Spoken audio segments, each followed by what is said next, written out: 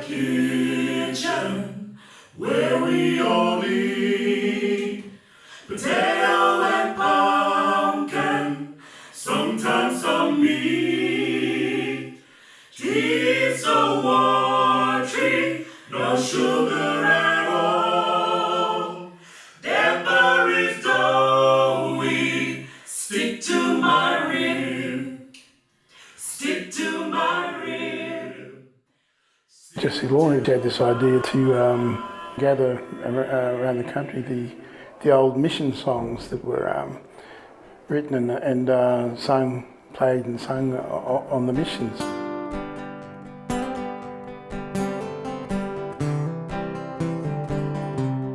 She came to us with this idea that she had, and I thought, wow, it's amazing nobody had thought of that before, you know, and it's great. It's been years now since we parted, and the time is drawing nearer.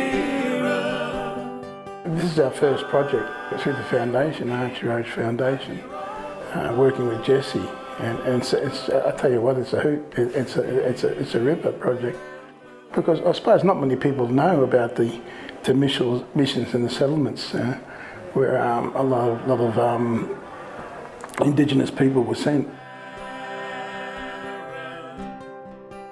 You know, the missions eventually became home and must-love places for people, you know, and it wasn't just your close kin, your first cousins or aunties and uncles, but it was everybody. And that's what the songs, it just conjures up this image of those times. Now them blue hills over there.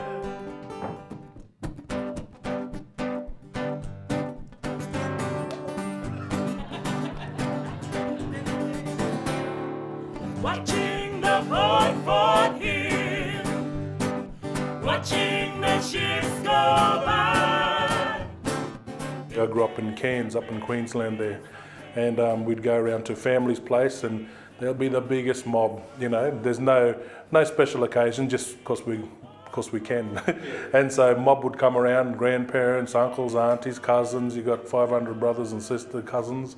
And yeah, someone will automatically grab a guitar, an uncle, start strumming away, then everyone starts singing, and ukulele comes out, a piano, accordion. Some of the songs have that shape to them, again, that colour that I remember from the old records that my family used to play, the old Harry Williams songs, the old Dougie Young vinyls that my father used to play constantly growing up. And the other songs are the ones that I remember from when we would go back to the mission. I'm Yorta Yorta, I'm from Cumragunja Mission Station. And we'd always go back to the mission for funerals, for family gatherings, for the Cumragunja walk-on, for all sorts of significant moments throughout my childhood. The mission was a place we went back to. Even though I'd never lived there, it was where we kept coming home to, coming back to country.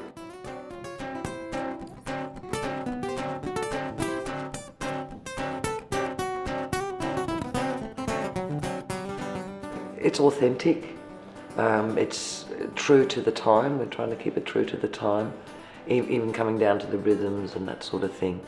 It's authentic, and that's the beauty of it too. We're trying to keep it as, stark like that. Watching the Fort Hill, watching the ships go by. Music's a very natural way for it to just seep in, and it does. It reaches your heart that much quicker. Really does. I think that's what music does. It sort of, gets the feet tapping, opens the heart. I met a lad the other day. His name I do not know. When he asked me where he came from, he answered soft and low.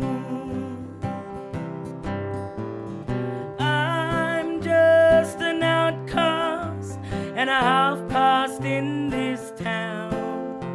There's a tribe that doesn't want me, and the white man turns me out.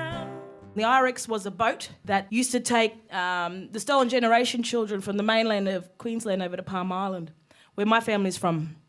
And it wasn't only the children that were, were on the boat taken across, because with Palm Island, a lot of people were sent there or taken away, and, you'd never know if you'd see your family again. And some people didn't. So this is a song about the boat called the IREX.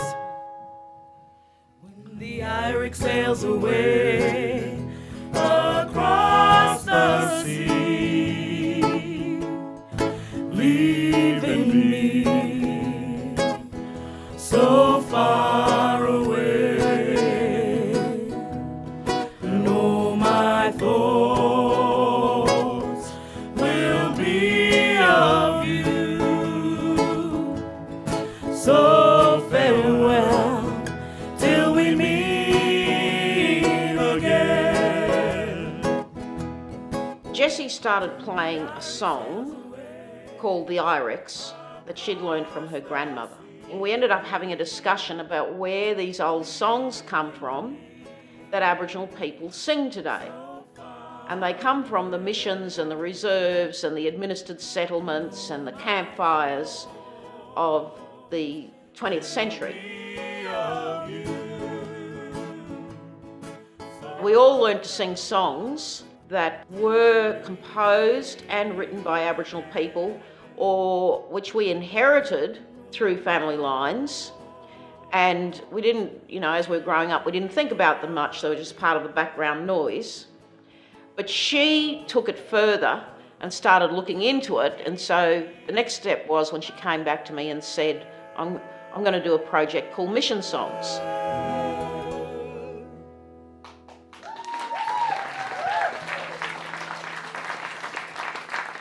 That song is from my grandmother, Almagaya. My family come from Palm Island, and my grandmother sings a lot of the old songs from when she used to live in the dormitories, probably back in the 30s and the 40s, and my aunties and uncles and everybody sort of still sing it. So us, sort of younger generation, we learnt the songs and didn't really think much of it until I started sharing the songs down here in Melbourne. I'm gonna build a hut down by the train, just to stop my heart from aching with pain. I'm gonna pitch a tent, I won't have to pay no rent, 'cause I'm gonna build that middle camp again. Monica Wyvern on the slide.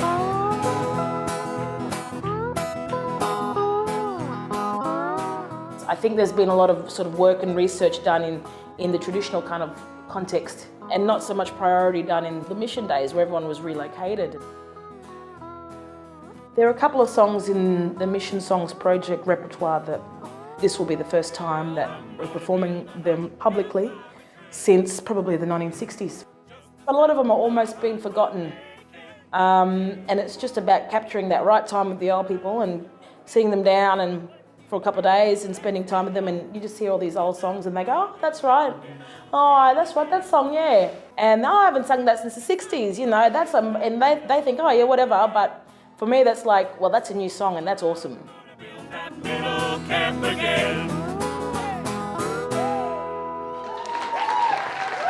What Jessie's tapped here is, I think, lived traditions of the Aboriginal world. People don't exist as a people without their cultural heritage, without their patrimony, without their traditions. And these are the musical traditions that mean most to, I would say, the larger proportion of Aboriginal and Torres Strait Islander people today.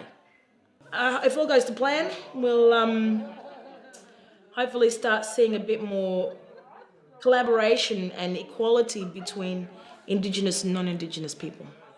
And I'm hoping that these songs can do that by sharing them, by inviting and by healing and getting everybody a part of the story and not just having it as, oh, this is ours, you can't have that. These songs are meant to be travelled and shared, and that's why I'm trying to bring them back to life. The boomerang lives in Australia, which we call our mother's land. My boomerang, my boomerang, up in the air,